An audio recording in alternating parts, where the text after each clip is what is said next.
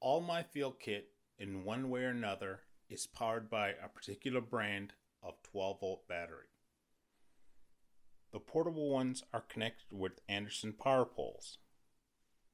Even my Go box is powered by this 12-volt system.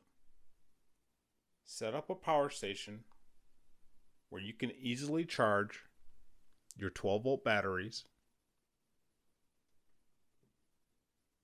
and set up a method where you can keep track of your battery health.